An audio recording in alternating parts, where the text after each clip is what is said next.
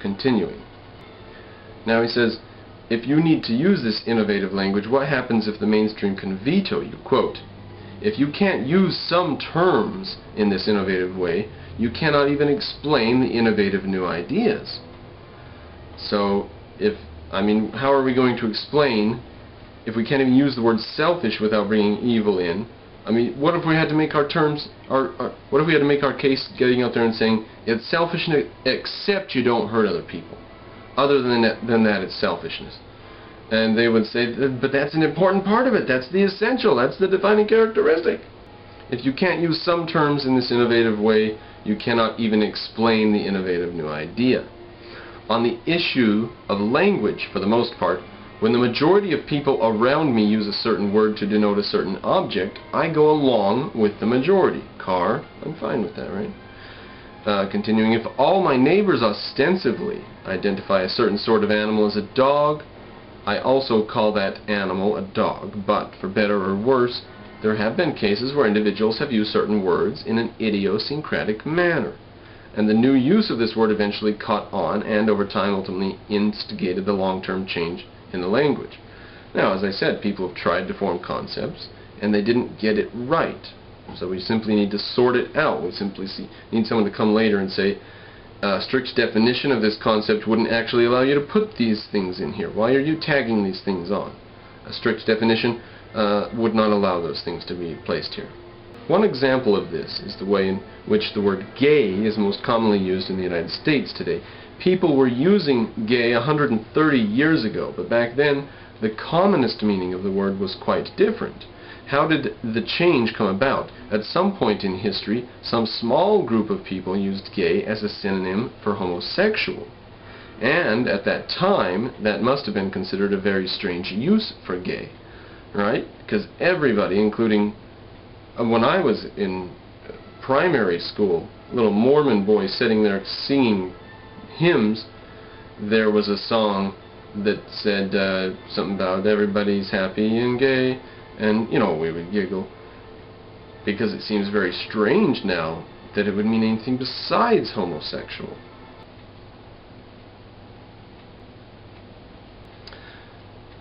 Friedrich Nietzsche wrote The Gay Science. He means it in the old way, the happy science. The relative who purchased that for me for Christmas then asked me about it later and said, so what is its thesis then? And they totally understood it to be about homosexuality. And I said, no, long dead philosopher, different meaning of the word, different situation, different. So, words change. Can we change selfishness?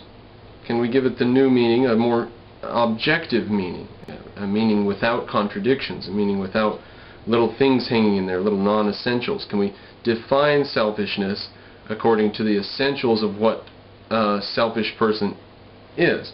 In other words, is it possible for us to address this question in reality or not? Can we define selfishness or can we not? But continuing. Now he talks about pride for a bit, and I'll just remind you that in Aristotle's Nicomachean Ethics, pride is a virtue.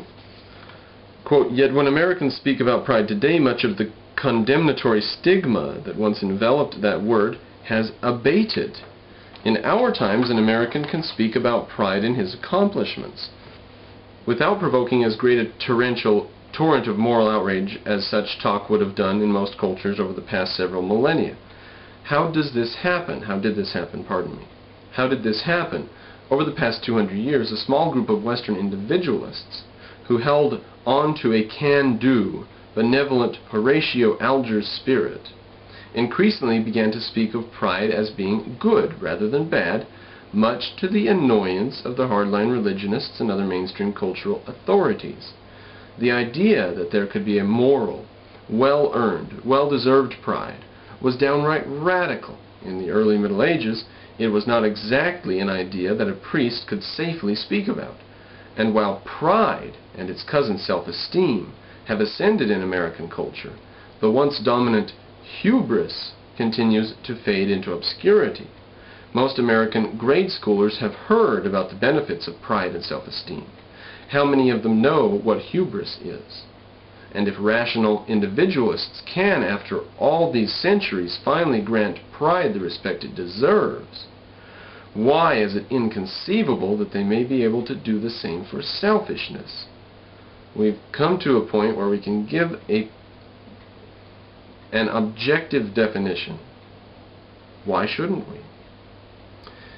Continuing, if the most popular definition of a word can change, then why should anyone believe that the objectivist's conception of selfishness should be favored over the current mainstream idea of selfishness?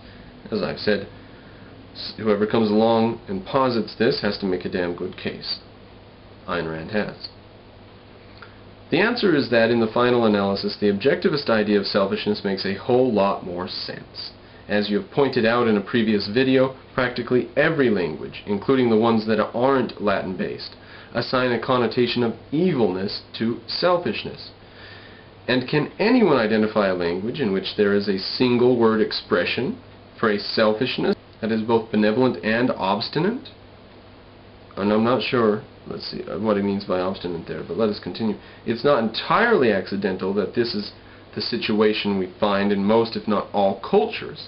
It's not some kind of conscious conspiracy. Rather, it's simply the prejudice and groundthink of the opinion leaders of most cultures. Now, I pause right there to say, I don't think the opinion leaders realize the situation. The only people who realize the situation, I believe, are me and you, who are talking about it in this sense. The opinion leaders have all the information, all the evidence before them, but that doesn't mean that they've come to a conclusion on this. They don't even realize this is an issue. The opinion leaders of our culture are exactly the people who don't matter. They are exactly the people who are going to be sidestepped by the people who are figuring out the correct definitions for stuff. People are hammering down scientific territory. So I think to say that the people on top want to keep everyone deluded about selfishness so that they can keep control and keep gaining sacrifice is it's giving them a bit too much credit. I don't think they're even aware that the situation exists. They're just going with inertia. That's all I think the cultural leaders of the society are just going on inertia. The word selfishness, as it is used in most languages, is thus an anti-concept and a psychological package deal. And whether they consciously intend this or not, people prejudiced against objectivist ethics can very easily invoke the mainstream quasi-definition to cow and intimidate people who otherwise might entertain objectivist ideas. Oh, you wouldn't maintain selfishness, would you? Ayn Rand's a fascist. Do you know that she's into fascism? She was a cult leader. Worse than religion. You know, you hear a few things like that, and you don't even have to read Ayn Rand. You already know she's a dirtbag. If there is no term for good selfishness, and we only have a term like selfishness that lumps together both harmless self-interest and criminality, then Adam Smith, Ayn Rand, Al Capone, and Charles Manson can all be lumped together under the umbrella of selfishness. And all the negative images associated with Capone and Manson's criminality can be psychologically applied to the pro-egoism philosophies of Smith and Rand. That's a package deal. That's taking one thing, all these people acted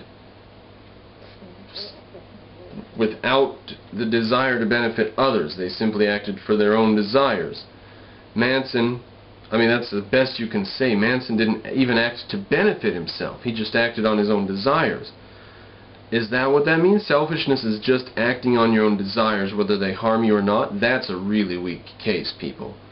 If selfishness means acting on your own desires, because that's the only way you can lump Manson with Ayn Rand and Smith and Bill Gates under selfishness.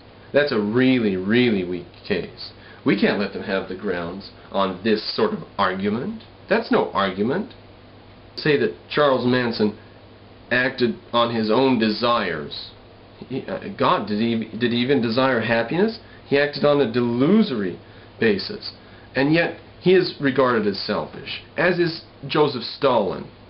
So is Hitler. Selfish. Can you believe it? That's not credible.